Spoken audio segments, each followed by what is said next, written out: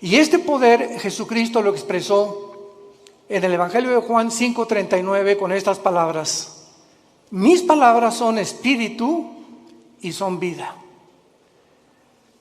La razón por la cual ningún otro libro que puedas tú leer en la historia te pueda cambiar o transformar tu manera de ser es simplemente porque nadie puede comprender la constitución del ser humano más que Dios. Dios nos revela en la Biblia que somos un espíritu, tenemos un alma y vivimos dentro de un cuerpo. Y esto nadie lo ha podido investigar porque para que sepamos quiénes somos, el Creador es el único que nos puede decir quiénes somos y de qué elementos estamos compuestos. Esto fue la gran equivocación del doctor vienés psicólogo Sigmund Freud, cuando él creyó que simplemente somos mente o alma y cuerpo y que el problema del ser humano se encuentra en la mente. Y cuando comenzó a hipnotizar a sus pacientes de neurastenia, se dio cuenta que estaban cada vez más locos. Él mismo tuvo que recurrir finalmente a pastillas o a tranquilizantes de los ataques que tenía de histeria a las 2, 3 de la mañana. Cuando leemos a Mahatma Gandhi, simplemente fue un gran pacifista, evitó que los ingleses finalmente conquistaran la India a través del pacifismo.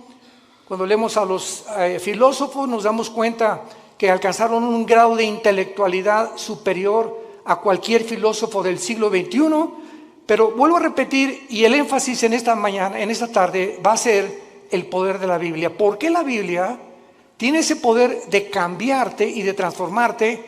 Simplemente porque la Biblia dice que somos espíritu. Entonces, tú has alimentado toda tu vida tu mente. Y no hay ningún problema en que tú lo sigas haciendo. Vas a la universidad y estudias matemáticas, licenciatura, arqueología, antropología, medicina, lo que tú quieras, ¿verdad? Y es un conocimiento que te va a servir en esta vida. Pero encontramos la mayor parte de las personas, como el expresidente Echeverría, que acaba de morir anoche. Luis Echeverría dijo días antes de morir que él lamentablemente no había podido conocer un poco más de la dimensión espiritual.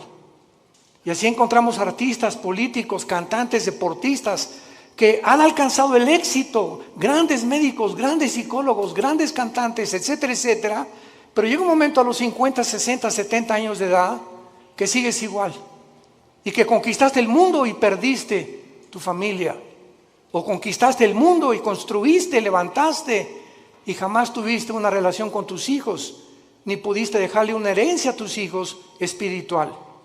Pero cuando descubrimos que somos más que intelecto, más que conocimiento, que somos un espíritu, ese espíritu que tienes tú dentro y que tengo yo necesita alimento, necesita dirección, necesita algo que pueda hacerlo desarrollarse para que tú puedas tener una protección interna con las tentaciones que nos rodean en el mundo y con la fama, la publicidad, la sexualidad, el placer, etcétera, etcétera, que nos ataca continuamente. El espíritu dentro de tu vida, fortalecido a través de la lectura de la palabra de Dios, llegas al final irreprensible sin tener nada de qué avergonzarte.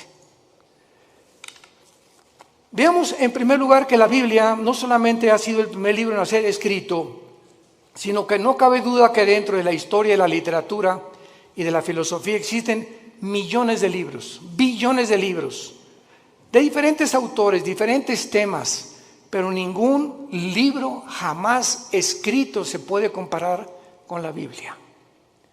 Este año cumplimos 46 años de ministerio. Yo comencé predicando en 1977 en la Sierra de Guerrero y Oaxaca. Era misionero, estuve 3 años con los indígenas. Ahí fue donde Dios comenzó a forjar mi carácter, porque la Biblia le pone énfasis al carácter más que a cualquier otra cosa. Si tú alcanzas el nivel que quieras y no tienes carácter, no puedes mantenerte en ese camino, porque no solamente es comenzar, sino lo que cuenta es cómo terminas. Hay muchos que comienzan bien, pero terminan mal, porque su carácter, su vida jamás la pudieron disciplinar por la cuestión espiritual. Nunca atendieron el área espiritual, que es la más importante. Veamos también nosotros que grandes hombres han hecho diferentes declaraciones acerca de la Biblia. Por ejemplo, Abraham Lincoln. Abraham Lincoln, cito sus palabras: creo, dijo, firmemente que la Biblia es el mejor don que Dios jamás haya dado a los hombres. Todo el bien que emana del Salvador del mundo se nos comunica a través de este libro incomparable. George Washington, el primer presidente de Estados Unidos, dijo: es imposible gobernar cualquier nación sin Dios y sin la Biblia. Emmanuel Kant, el gran filósofo francés, dijo: la existencia de la Biblia es el mejor beneficio y lo más grande que la raza humana jamás haya recibido de Dios. Y todo intento de desprestigiarla es un crimen contra toda la humanidad. Isaac Newton, el gran científico, ¿verdad? Que se le atribuye todas las leyes de la gravitación, dijo: existen más señales de autenticidad de la Biblia que en la historia profana de la humanidad. Y así tenemos a Blaise Pascal y a todos estos hombres científicos del siglo pasado y del siglo XIX que eran cristianos. Y llegamos al siglo XX, donde estamos en la luna y la tecnología, y se descubre en 1954 la hélice del ADN, del ácido desoxirribonucleico, y la computadora y el iPhone y toda la época cibernética en la que vemos, y endiosa al ser humano. Y nunca en la historia han habido tantos ateos como en el siglo pasado. Nunca en la historia. Los más grandes hombres, Isaac Newton, Blaise Pascal, Pasteur, el mismo Einstein, dijo: Dios no juega al universo con los dados. Pero vino algo que fue la falsamente llamada ciencia, o el conocimiento de la tecnología y de la ciencia, que el hombre simplemente se convierte en un necio, como hemos llegado al siglo XXI. Los científicos, genetistas, químicos del siglo XXI, ¿saben ustedes cuál es el proyecto más grande que tienen? Mejorar al ser humano en lo que se llama el transhumanismo. O sea, le están retando a Dios y le están diciendo: podemos hacer un ser humano mejor que el que tú nos hiciste, a través de experimentos genéticos y tecnológicos y neurológicos. Además de todos estos comentarios, las evidencias de la Biblia son asombrosas. Cuando murió Carl Sagan, el gran astrónomo ateo en el siglo pasado, ya a finales del siglo XX, Carl Sagan dijo lo siguiente antes de morir, un mes antes de morir. Se lo dijo a uno de sus hijos: yo hubiera creído en Dios si hubiera más evidencias de su existencia. Hubiera querido que se me apareciera. ¿Y por qué no se nos dijo: yo vivo? ¿Por qué Dios no nos da más evidencias de que realmente hay un poder en el universo que nos pueda guiar?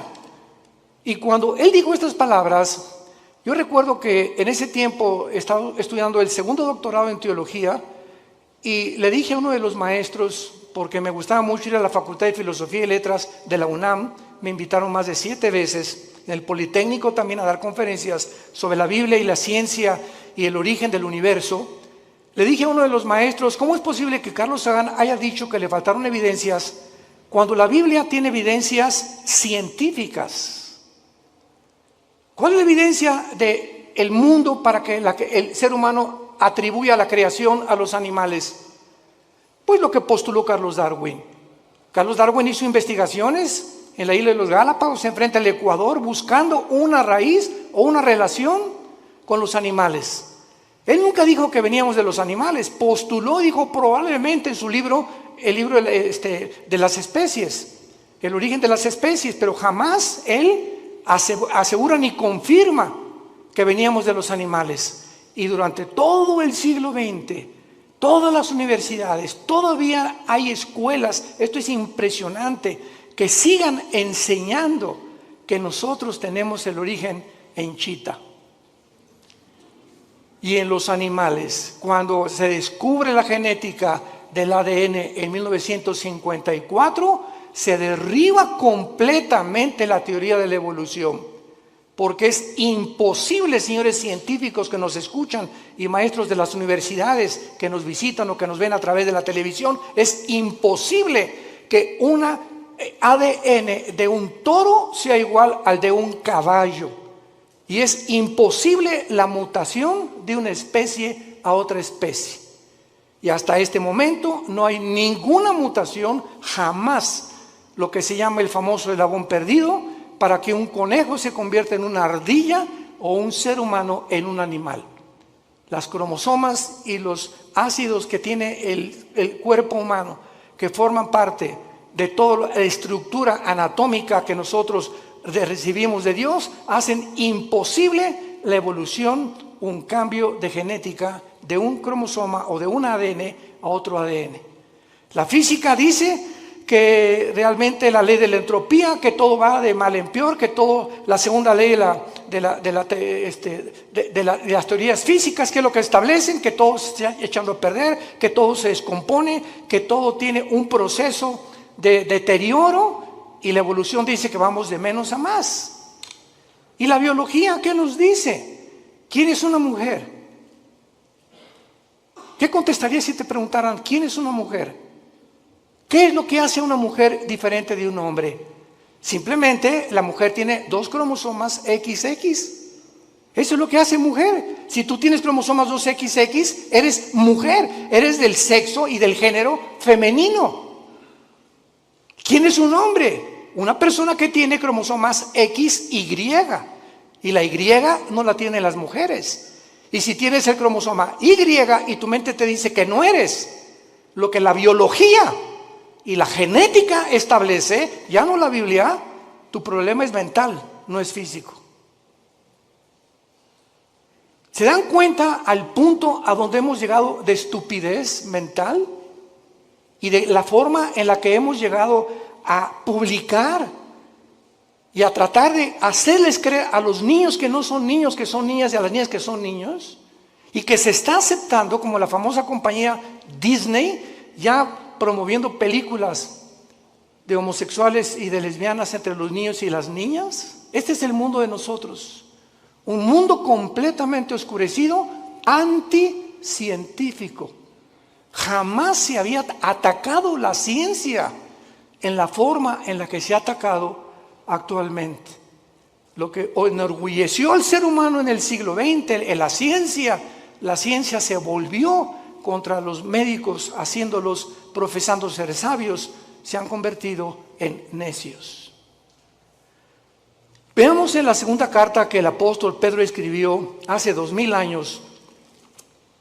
Los que traigan su Biblia la pueden abrir en la segunda carta de Pedro, capítulo 1, versículos 19 y 21, y veamos algunas evidencias de la Biblia en cuanto a su enseñanza y al propósito de Dios para habernosla dejado. Comienzo diciendo que si Dios existe, vamos a hacer una línea de lógica elemental. Si Dios existe, no nos dejó al azar, ni al accidente. Tuvo que haberse de alguna forma comunicado con nosotros, porque si Dios existe, su más grande anhelo es que sus criaturas le conozcan, le sirvan y le adoren. Y esta es la razón por la cual envió a Jesucristo su Hijo hace 2000 años, para que Él pudiera decir: yo soy el camino, yo soy la verdad, yo soy la vida. El que quiera conocer la voluntad de mi Padre conocerá si la doctrina es mía o si yo hablo por mi propia cuenta. El que habla por su propia cuenta, su propia gloria busca. Yo he venido a buscar la gloria y a hacer la obra de mi Padre que me envió. Mis palabras son espíritu y son vida. Yo soy el pan que descendió del cielo, yo soy el camino, la verdad y la vida. Estas palabras de Jesús en Juan 14:6 son las que cambiaron mi vida hace 48 años. Cuando yo me enfrenté a Jesucristo en la Biblia, yo venía del Partido Comunista porque me convertí en un ateo decepcionado de la religión popular en México. Quería ser cura a los 13 años de edad. Me decepcioné tan grandemente de la religión que me convertí al ateísmo, me fui al otro extremo, porque yo creí que ellos representaban realmente a un Dios que no es el Dios de la Biblia. Y cuando comienzo a leer la Biblia, que me prohibieron leerla, los mismos dirigentes católicos que yo tenía, y leo que Jesucristo dijo, yo soy el camino, yo me acordé de Buda. Buda antes de morir dijo, no soy la verdad, busquen la verdad, le dijo a los discípulos. Mahatma Gandhi dijo, es que Jesucristo fue un gran maestro de moral, pero yo no puedo guiarles al camino, yo solo sé que no debemos estar a favor de la violencia. Cuando leí a Mahoma en el Corán, en los sutras, los versículos del Corán, Mahoma recibe la revelación del Corán a través de un ángel cuando él padecía ataques epilépticos. Y comienza a leer el Corán y ve lo que dice: asesinemos a los judíos y a los infieles, matemos a todos los que no acepten el Islam. O sea, una religión que impone a través de la violencia, igual que el comunismo impone a través de la fuerza y la violencia, la ideología que quieren que nosotros la aceptemos. Y cuando me encuentro con Jesús que dice yo soy el camino, no un camino, yo soy el camino. Yo soy, si tú no caminas conmigo, Jesús te está diciendo, estás en un camino que conduce a la muerte. Porque hay caminos que parecen derechos, pero su fin es camino de muerte. Cuando Jesús dice yo soy el camino, yo soy la verdad, me pasé años en el comunismo y en la filosofía buscando qué era la verdad. Nunca un maestro me dijo qué era la verdad. Y reta a tus maestros en la Universidad de Filosofía y pregúntales, ¿me puede usted definir qué es la verdad? ¿Por qué? Porque no creen en las verdades absolutas. La verdad que existe actualmente en el mundo científico y en el mundo universitario es, si tú crees eso, síguelo creyendo, no me hagas creer lo que yo creo. Si tú crees que ser homosexual es bueno y tú no, pues no seas homosexual. Si tú quieres ser ateo, o sea, cada quien tiene su verdad. Cada quien piensa filosóficamente en la verdad, en la forma en la que tú quieras pensar. Entonces, esto se llama relativismo, donde no hay una verdad absoluta. Cada quien piense y cada quien tiene su propia verdad. Si tú crees que abortar es malo, ¿verdad? Pues entonces no abortes. Si tú crees que abortar es bueno, o sea, no hay una regla, no hay un parámetro para establecer códigos de conducta y de ética en el mundo más que en la Biblia. Y cuando Jesús dice yo soy el camino, la verdad y la vida, ahí te caes derrumbado totalmente. Él dice que Él es la razón por la cual tú existes, que esta es la razón por la cual tú naciste, que Él es la razón por la cual tú tienes que vivir la corta vida que nos queda, y que si tú no caminas con Él y no crees la verdad que Él trajo al mundo y no entiendes que Él realmente puede transformar tu vida no se pudo comparar con la de una vaca, con la de un perro o con la de un ratón. Los animales se levantan, pastan, comen y se acuestan, se duermen, comen, pastan y se acuestan. Millones de seres humanos viven bajo la misma rutina. Te levantas, trabajas, comes, el propósito es hacer dinero, buscar los mejores negocios, alcanzar la cima, tener negocios o una carrera que me pueda realmente redituar o que realmente sea rentable lo que yo voy a hacer en la vida. Y si no es el dinero y no es el éxito y no es la fama, casi nadie la sigue. Y otros, como no pueden, lo hacen a través de la violencia, del robo, el secuestro, la drogadicción, a través de todo ese tráfico humano, etcétera, etcétera. Como ahora acaban de encontrar, ¿verdad? Que este señor Epstein, que tenía amigos con todos los gobernadores casi de Estados Unidos, y formaron un núcleo de tráfico humano de niños de 10 y 12 años que los violaban y los vendían en Europa, en Francia y en América. Estamos hablando de hombres multimillonarios, asistentes y amigos y compadres de los presidentes de la mayor parte de las naciones. El tráfico humano se encuentra lo más rentable que hay en el nivel más alto de la humanidad, por la corrupción tan grande a la que el ser humano ha llegado. En esta segunda carta, el apóstol Pedro nos revela tres cosas acerca de la Biblia. Y dice así, tenemos también, 2 de Pedro 1, versículo 19, tenemos también la palabra profética más segura.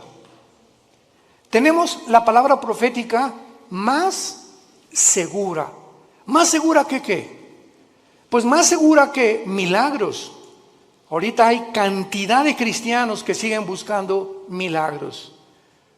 Personas que dicen, si yo veo un paralítico ahorita enfrente de mis ojos que se levanta y me dice su médico que tiene 15 años o 10 años sentado en una silla de ruedas y comienza a caminar, voy a creer en Dios. ¿No es cierto? No es cierto, no es cierto. Tus emociones van a ser exaltadas, te vas a asombrar realmente. ¿Y cuánto te va a durar esa emoción que tuviste al ver un milagro? Te va a durar 3 o 4 días y sigues siendo la misma persona. Porque los milagros no cambian al ser humano, porque la fe no es por ver, la fe es por oír y por oír la palabra de Dios. Si tú no te conviertes y tu transformación no es por oír la Biblia, todo lo demás es completamente secundario y relativo. Entonces, cuando dice Pedro que la palabra es profética, es más segura, nos está diciendo que las profecías de la Biblia que se han cumplido, solamente cuando Cristo muere en la cruz, 33 profecías se cumplieron de los profetas hebreos del Antiguo Testamento. 33 profecías. Yo recuerdo que en aquel tiempo que estudiaba las profecías de Dios, me llamó la atención las profecías de tu padrino Nostradamus. El famoso disque vidente o profeta. Y cuando leí las profecías de Nostradamus, que las hacía en forma de versos, etcétera, etcétera, se cumplieron el 15% y el otro 85% jamás se cumplieron. Cuando oí que Janine Dixon, una mujer que una semana antes que asesinaran al presidente John Kennedy en la ciudad de Dallas, 1962-63, dijo una semana antes a los periodistas del New York Times, veo sangre en Dallas en el presidente. Y lo asesinaron una semana después y se convirtió ella en una pseudo profeta de Estados Unidos, Jean Dixon. Lo puedes encontrar en el internet. Y a las 3 semanas, pues la rodearon los periodistas, profetícenos, díganos algo. De ahí en adelante, ninguna profecía de ella se cumplió. Porque hay una ley en la Biblia que dice así, en el libro de Deuteronomio, cualquiera persona que profetice algo y no se cumpla el 100% de lo que profetizó, es un falso profeta. El 100% de lo que profetizó. Así que cuando venimos a la Biblia encontramos, por ejemplo, en Isaías capítulo 44 en el Antiguo Testamento, que hace 2700 años este profeta dijo estas palabras retando Dios a los seres humanos. Isaías 44, versículo 6 al 8. Así dice Jehová, Rey de Israel y su Redentor, Jehová de los ejércitos. Yo soy el primero y yo soy el postrero. Pongan atención. El Dios de la Biblia dice, yo soy el primero. Para que Él sea el primero, Él tiene que saber cómo se originó el universo, ¿correcto? Nunca la ciencia nos podrá decir el origen del universo. Porque para que sea científico tiene que ser repetitivo. Alguien tuvo que estar ahí para que nos dijera, pues así comenzó. Y por eso es la teoría de la Big Bang, de la explosión y tantas teorías que están tratando de explicar cómo se formó el universo.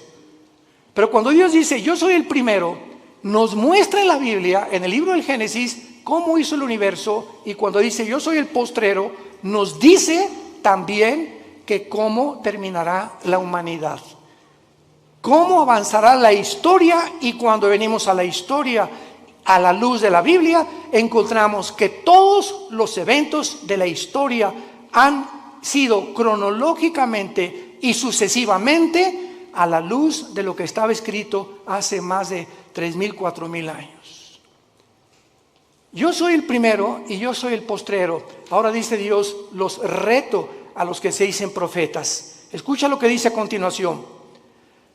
Fuera de mí no hay Dios. ¿Y quién proclamará lo venidero?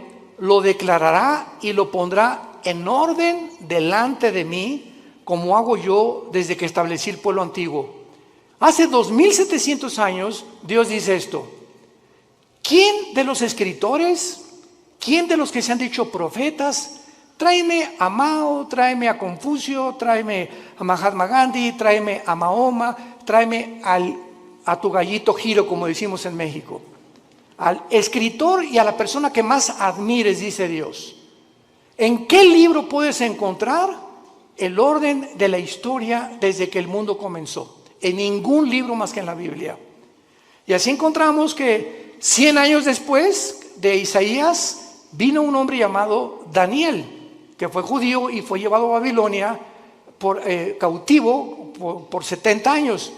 Y en el libro de Daniel, hace 2600 años, damas y caballeros, hace 2600 años, en el libro de Daniel, él declara los órdenes de los imperios que vendrían en el mundo a través de la historia.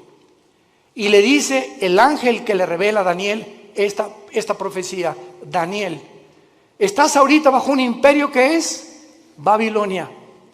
Babilonia es la nación de Irak, bíblicamente y actualmente. Después de ti vendrá otro imperio que será menor. ¿Quién conquistó Babilonia históricamente, señores profesores de historia? Los medos y los persas. Y después vendrá un tercer imperio, le dice el ángel a Daniel. ¿Quién vino después de los medos y los persas? Alejandro el Magno, los griegos derrotaron a los medos y a los persas. Y vendrá un cuarto imperio que aplastará a casi todo el mundo entero. ¿Quiénes fueron los que siguieron después de Grecia? El imperio romano. Daniel profetiza hace 2600 años la cronología de los imperios mundiales de toda la historia.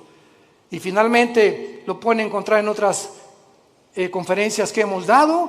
Vendrá otro imperio que son los 10 dedos de los pies de la estatua de Nabucodonosor, que el anticristo, el próximo gobernante y dictador mundial, formará una confederación política de 10 naciones, 5 de Europa y 5 del Medio Oriente. Formarán un G10 y cuando oigamos en la televisión, en el radio, ahorita hay un G7, cuando se forme un G10 de esos 10 naciones que se van a unir del Medio Oriente y de Europa, de entre ellas saldrá el anticristo.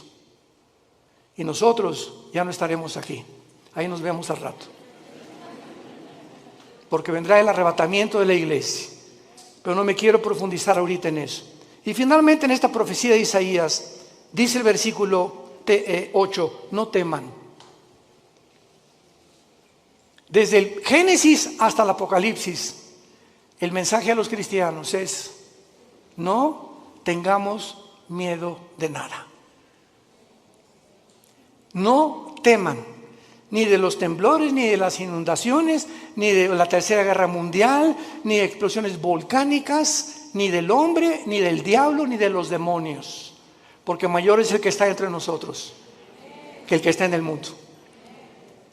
Mi paz les dejo, mi paz les doy. Mantén esa paz dentro de ti. Mantén esa paz. Esa paz es el secreto de la salud. ¿Qué es el estrés?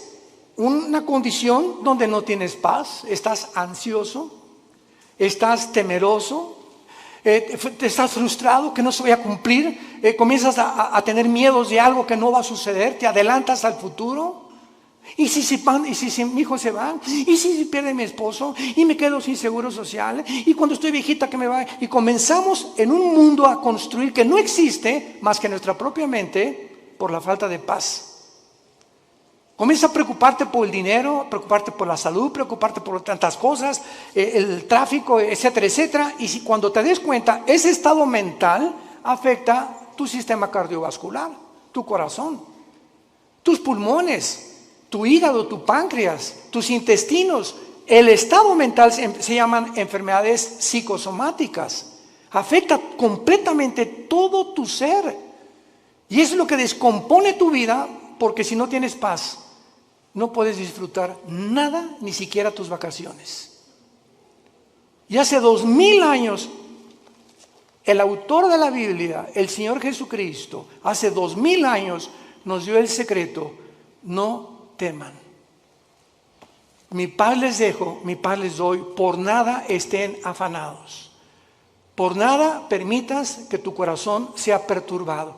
Voy a la casa de mi Padre, no me tardo a preparar lugar para ustedes y vengo pronto por ustedes.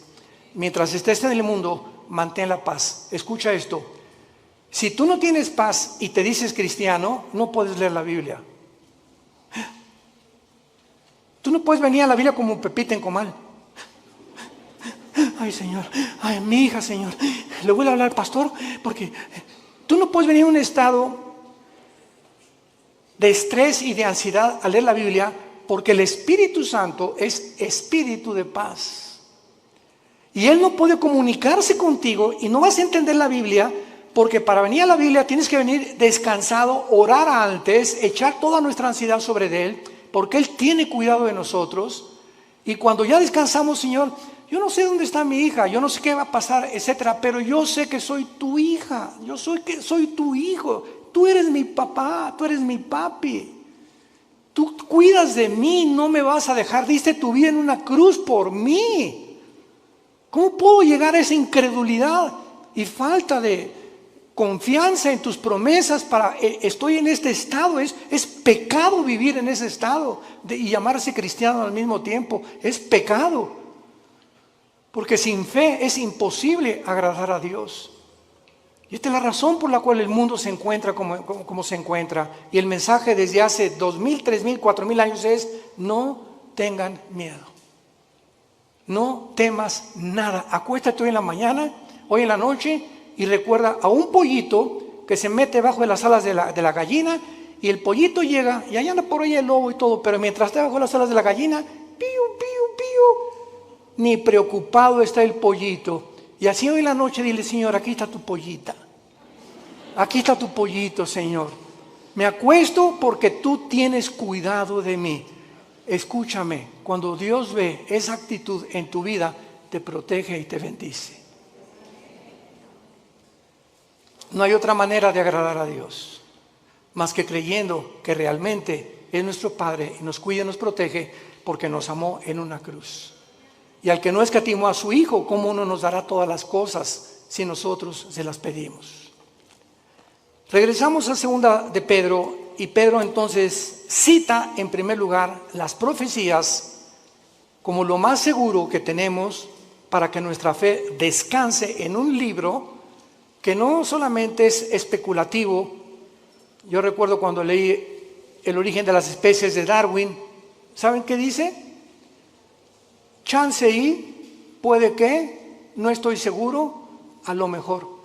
Eso no es un lenguaje científico, por el amor de Dios. Un lenguaje especulativo. Vienes a la Biblia y escuchas: yo, el Señor, he dicho.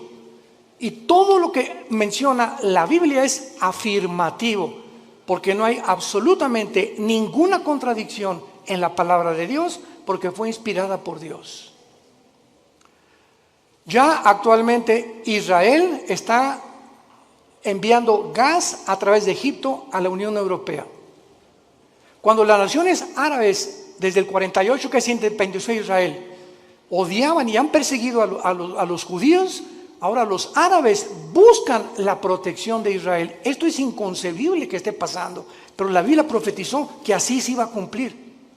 Es un mundo de confusión completamente. Ahorita Putin va a estar enojadísimo, pero así no poder dormir de saber que Israel está sosteniendo y proveyendo el gas que Rusia le proveía antes a la Unión Europea, y esto lo va a encender más para cumplir la profecía de Ezequiel 38-39 de Gog y Magog, cuando la Biblia dice que vendrá Rusia con Irán, con Turquía, con el Líbano, con Marruecos, con Etiopía, para atacar, invadir Israel en la Tercera Guerra Mundial.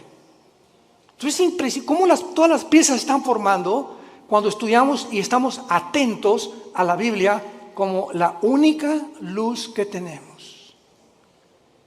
Tú puedes ahorita oír a los politólogos, a los conferencistas en la televisión, en el radio, y están hablando una sarta de tonterías. ¿Qué piensas? No creo que Putin invadió Ucrania, ya lo invadió. ¿Ahora qué va a pasar? Pues las sanciones económicas van a hacer que Putin se arrepienta. Y lo dijimos desde antes, y pueden oír las conferencias. Lo citamos varias veces y no somos profetas, simplemente citamos la Biblia.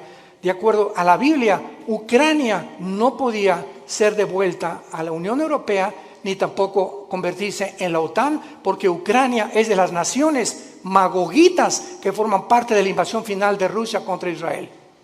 Y Ucrania viene bajo el nombre de Magog. Toda la región de Magog, que es el noreste, Lituania, Estonia, Latvia, Kirguistán, Kuzbekistán, Kazajistán, Pakistán, Afganistán y todas las que están al sur junto al mar Negro y al mar Caspio, son las naciones que la Biblia profetizó hace 2800 años que invadirían Israel. Así que bíblicamente Ucrania nunca va a dejar de estar bajo el poder de Putin. Y ahora Putin va a seguir con las demás, por eso ya Finlandia y Suecia corrieron a la OTAN y están buscando el paraguas de la OTAN porque temen la invasión también de Putin. Todo está escrito exactamente como la Biblia lo profetizó. Y todas las demás opiniones son opiniones especulativas, hipótesis, teorías que la gente tiene.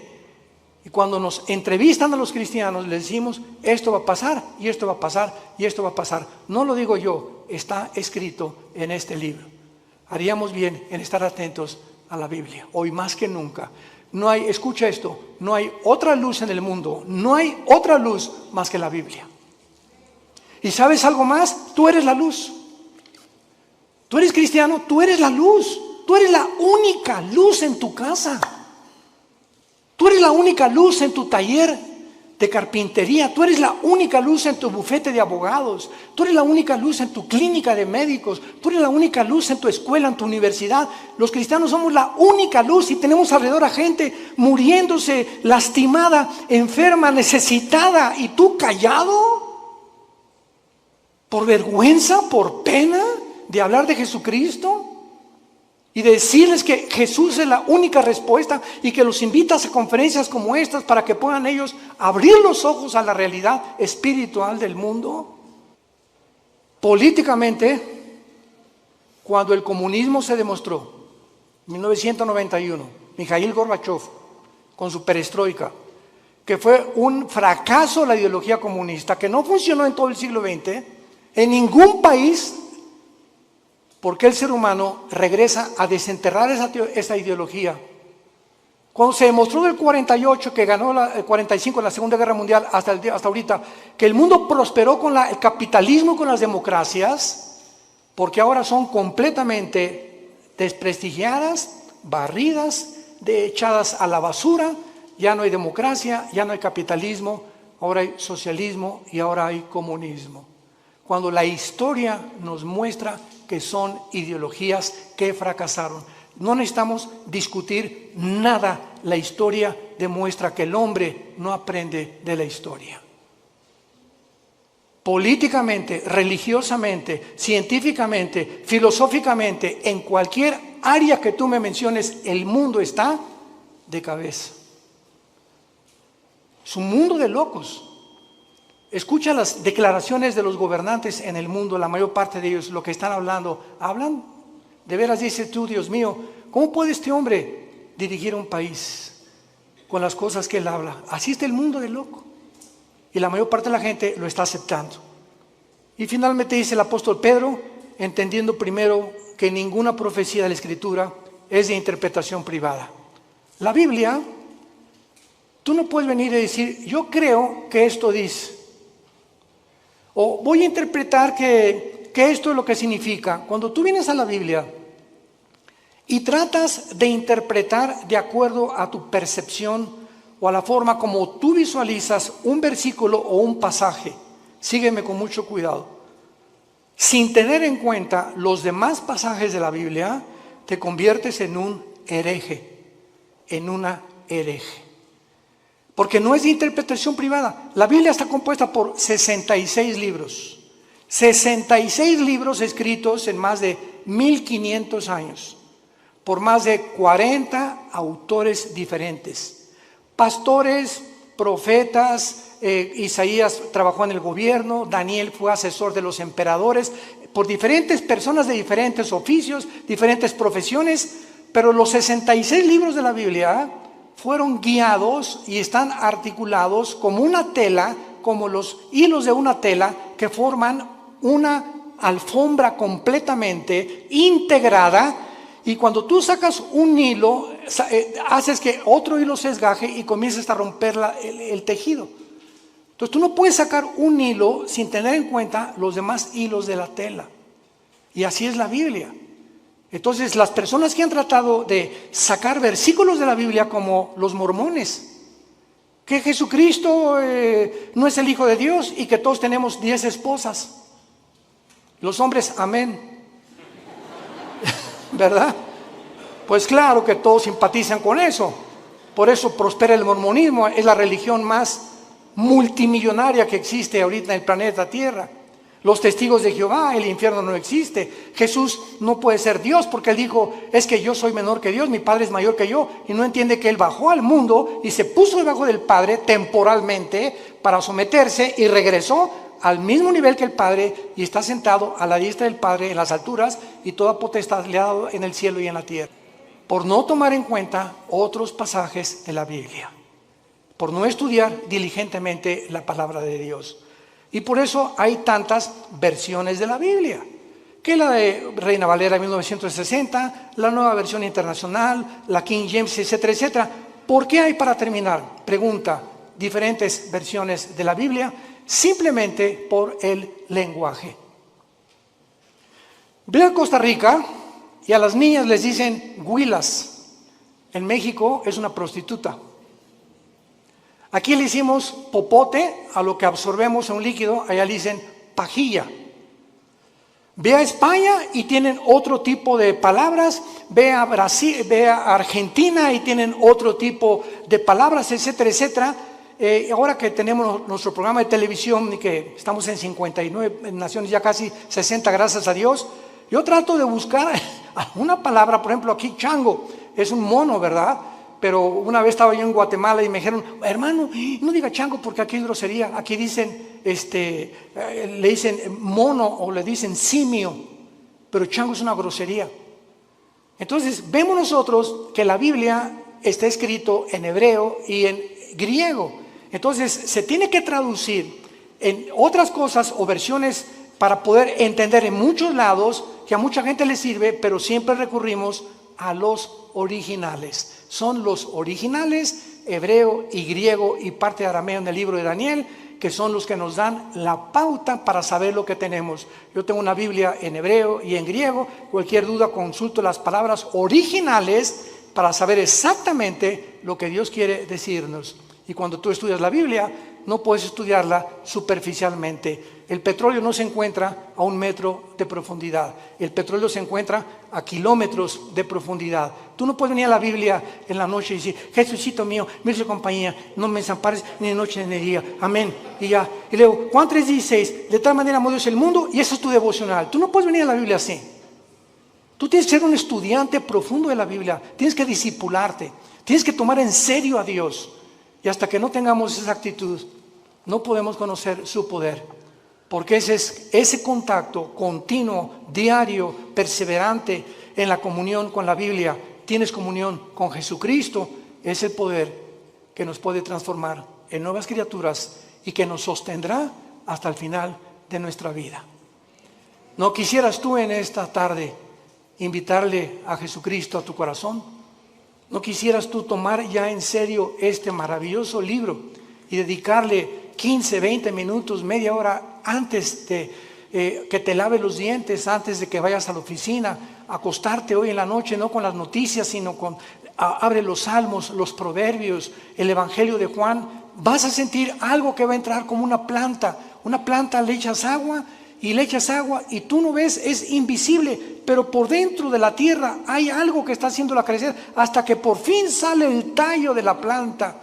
Y así es la vida espiritual. Tú lees la Biblia y estás alimentando el espíritu y no lo ves ahorita, pero en 6 meses, un año, vas a darte cuenta que vas a decir, yo no soy aquel que yo era. Como el testimonio que oímos continuamente de las personas, cómo lo transformó Dios su vida, hasta que le entregaron su vida a Dios. Hazlo tú en esta tarde, no te tardes, porque está llamando a la puerta el Hijo de Dios. Y cuando Él dice, estoy a la puerta y llamo, ábrele tu puerta. Él no va a forzarte, tú tienes voluntariamente que reconocer que eres un pecador, que tú no estás cumpliendo los mandamientos de Dios y que alguien en esa cruz pagó por ellos con su sangre preciosa que derramó en el Calvario. Inclinemos la cabeza y dile al Señor, sinceramente, tal vez por primera vez en tu vida, estas palabras.